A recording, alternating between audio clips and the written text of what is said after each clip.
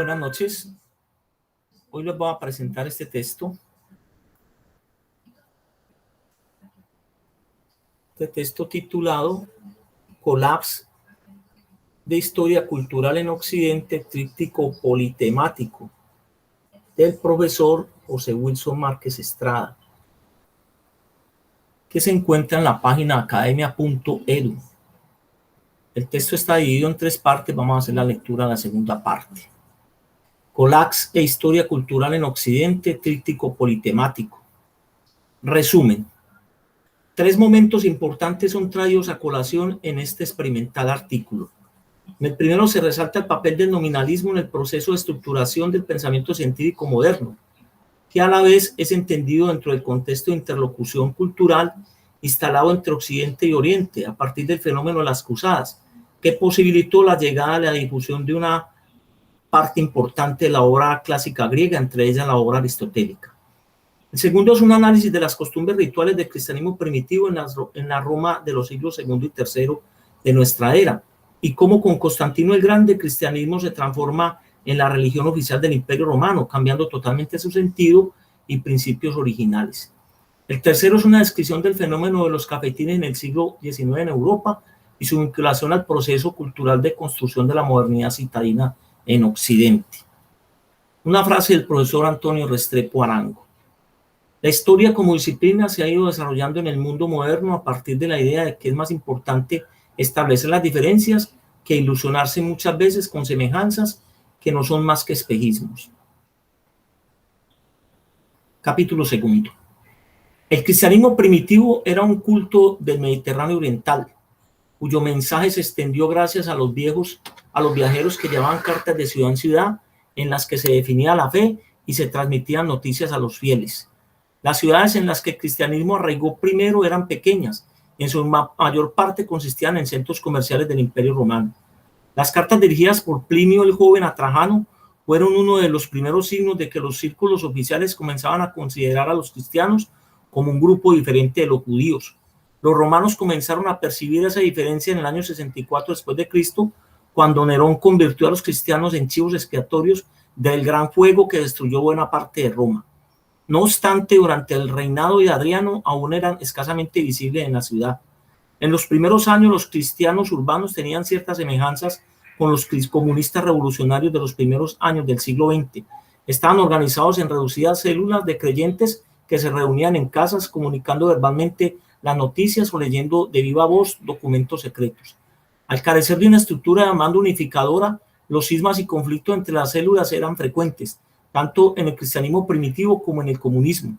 Pero los primeros comunistas descartaron las casas como una escena de acción significativa.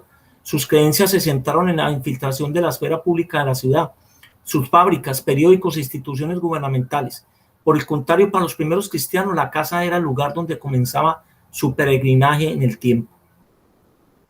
La casa fue útil a la comunidad cristiana desde la generación siguiente a la muerte de Jesús hasta mediados del siglo II, cuando los cristianos dejaron las casas para entrar en los edificios. Durante el reinado de Adriano, el cristianismo estaba completamente confinado al espacio doméstico. El Estado romano prohibía la práctica pública de la religión y los fieles también se protegían del constante acoso permaneciendo dentro de sus paredes. Por ello, los historiadores eclesiásticos han pensado durante mucho tiempo que los primeros cristianos estaban indefensos debido especialmente a su pobreza, que los hacía realmente vulnerables. Gracias a la obra de historiadores como Mircea Eliade, ahora conocemos mejor su situación en esos primeros años del cristianismo. Hoy creemos que los cristianos urbanos atrajeron conversos de un amplio espectro económico. Los miembros de la clase media y superior de la sociedad que eran cristianos tenían que evadirse de la ciudad por un tiempo, cuando los demás estaban en las cárceles soportando la tortura y el martirio. Es decir, tenían que actuar cada vez con más con más precaución y en secreto. Al abrigo de sus casas, su viaje de fe comenzaba en el comedor, acondicionado por todo un ritual simbólico. Dice el maestro Richard Sennett que la pequeña célula cristiana compartía una comida durante la cual los fieles charlaban, oraban y leían. Leían cartas de otros cristianos que residían en diferentes partes del imperio. Por ejemplo, las cartas de líderes como Pablo de Tarso eran leídas con mucho entusiasmo y se asumían como epístolas de orientación política. Aunque la experiencia de conversión era intensamente individual, este trasfondo social proporcionaba un tipo particular de apoyo emocional. Como lo recomendaba San Pablo, la reunión en torno a una mesa común era un eco de la última cena. La extensión de la hospitalidad a la comida era un acto central que definía a la comunidad de culto. Los cristianos en conjunto, dice Eliade, fueron denominados eclesia por San Pablo, utilizando el término griego para el cuerpo político. Por otra parte, dice Sene, los cristianos denominaban a esta reunión comida ágape, que se puede traducir como celebración de comunidad, mientras que en la Biblia se utilizaba el término koinomía, pero la palabra ágape tenía también connotaciones de amor apasionado, razón por la que cuando los paganos oyeron hablar de esas fiestas se imaginaron que eran orgías. La fiesta cristiana intentaba romper los patrones paganos del trato social descrito por Petronio en su novela Satiricón, con una exageración caricaturesca. Petronio escribe acerca de una fiesta dada por un tal Trimalción, un liberto inmensamente rico, que casi sepultaba a sus invitados bajo montañas de alimentos exquisitos y los ahogaba en vinos caros. Después de haberse servido varios platos, caen en una especie de trance, aunque la energía de Trimalción no se agote y nunca deja de hablar.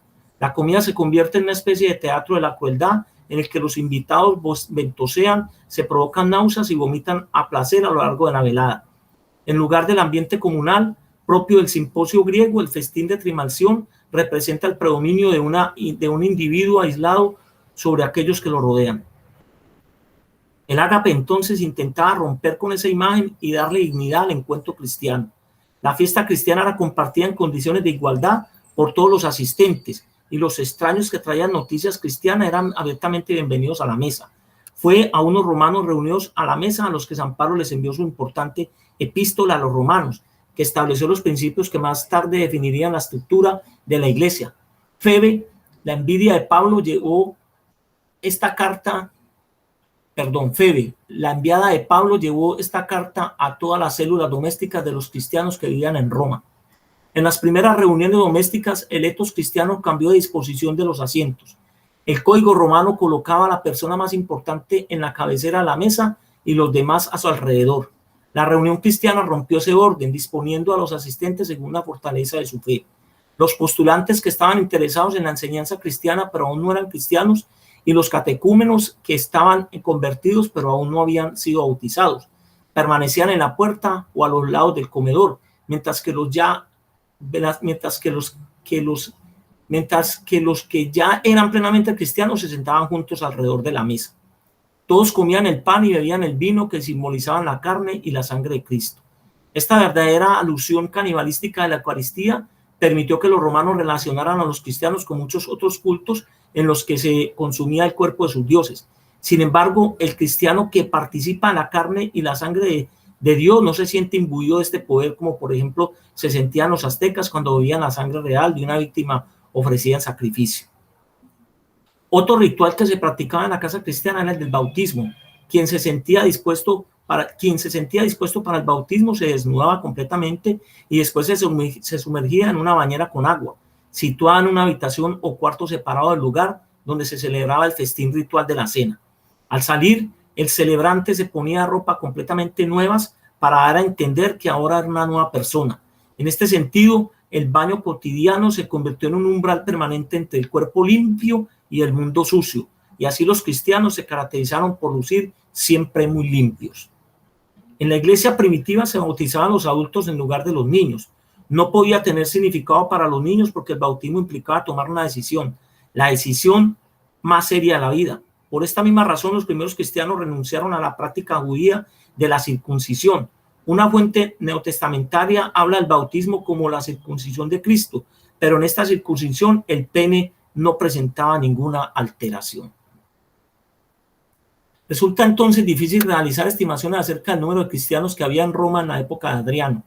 Una generación más tarde, los cristianos empezaron a ser perseguidos en el anfiteatro romano y en otros lugares de la ciudad, lo que culminó con una gran matanza entre el año 250 y 260. Sin embargo, la religión siguió extendiéndose de manera constante. En la época en que el emperador Constantino se convirtió al cristianismo a inicios del siglo IV, los seguidores de su nueva religión representaban 1/3 de la población romana. El edicto de Milán, promulgado por Constantino en el año 313, constituyó un punto de inflexión de este crecimiento, ya que convirtió al cristianismo en una religión legal en todo el imperio. El desarrollo del cristianismo como fuerza pública transformó en cierta medida la imagen de Cristo. Cristo dejó de ser el Dios de los humildes, el taumaturgo y salvador. Al igual que Constantino se consideraba vicario de Dios en la tierra, Dios fue visto cada vez más como el emperador del cielo. La religión que se practicaba en clandestinas casas humildes pasó a ejercerse en basílicas y lujosos edificios del imperio, lo que revelaba que todo había cambiado definitivamente en la historia de este culto oriental. Muchas gracias.